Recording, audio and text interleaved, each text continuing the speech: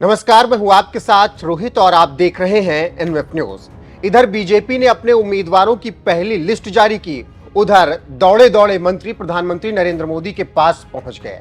क्यों और कहां हुआ ये जानने के लिए आपको पूरी खबर विस्तार से देखनी होगी। बने रहना होगा हमारे साथ। चैनल को उससे पहले सब्सक्राइब करना होगा और वीडियो को अंत तक देखने के बाद लाइक और कमेंट करना होगा।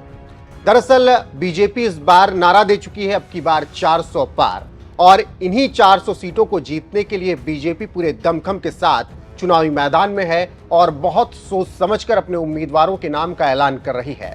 पहली लिस्ट में 195 उम्मीदवारों के नाम का ऐलान कर दिया गया। इस लिस्ट में प्रधानमंत्री नरेंद्र मोदी, गृह मंत्री अमित शाह, रक्षा मंत्री राजनाथ सिंह, लोकसभा स्पीकर ओम बिरला के साथ ही साथ तमाम बड़े नाम शामिल हैं।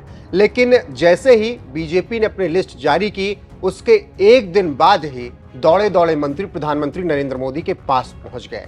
आपको बता दें, ये सब इसलिए हुआ क्योंकि मोदी मंत्रिमंडल के दूसरे कार्यकाल की ये अंतिम मीटिंग है और इसीलिए प्रधानमंत्री नरेंद्र मोदी ने सभी मंत्रियों को बैठक में बुलाया और बैठक में आगे की रणनीति तय की गई है। आपको बता दें कि दिल्ली में केंद्रीय मंत्रिमंडल की बैठक हुई। बैठक प्रधानमंत्री नरेंद्र मोदी की अध्यक्षता में हुई, जिसमें तमाम केंद्रीय मंत्री शामिल हुए। ये मोदी मंत्रिमंडल के दूसरे कार्यकाल की आखिरी बैठक है। आपको बता दें कि बैठक में अलग अलग मंत्रालयों के सचिव भी मौजूद रहे और पूरे कामकाज का लेखा जोखा उन्होंने प्रधानमंत्री नरेंद्र मोदी को सौंपा है और 2024 लोकसभा चुनाव के लिए रणनीति भी बनाई गई है। साथ ही बताया जा रहा है कि प्रधानमंत्री नरेंद्र मोदी ने सभी मंत्रियों को बड़ी जिम्मेदारी सौंप दी है और 2024 के चुनाव को लड़ने के लिए आदेश एकदम दे दिया है कि मिशन मोड में रहना होगा। तो इससे आप समझ सकते हैं कि किस तरीके से मोदी मंत्रिमंडल के दूसरे कार्यकाल की ये बैठक थी और ये अंतिम बैठक रही। अब जब अगली बार सरकार बनती है तो उसके बाद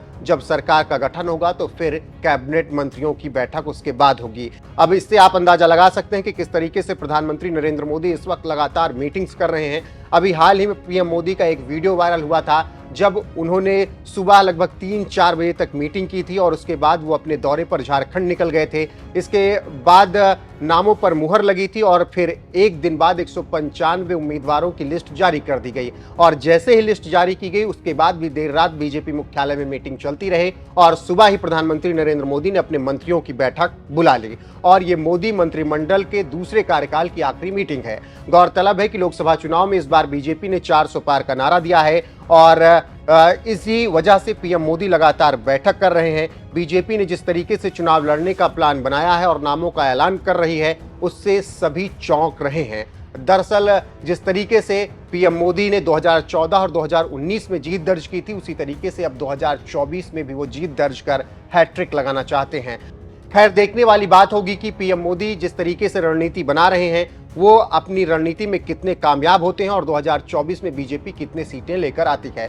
फिलहाल जिस तरीके से पीएम मोदी ने लिस्ट जारी होने के एक दिन बाद ही सुबह सुबह अपने मंत्रियों की मीटिंग बुला ली और रणनीति तय की है, कामकाज का लेखा जोखा लिया है, उसको लेकर आपका क्या कुछ कहना, अपनी राय कमेंट कर हमें जरूर बताएं।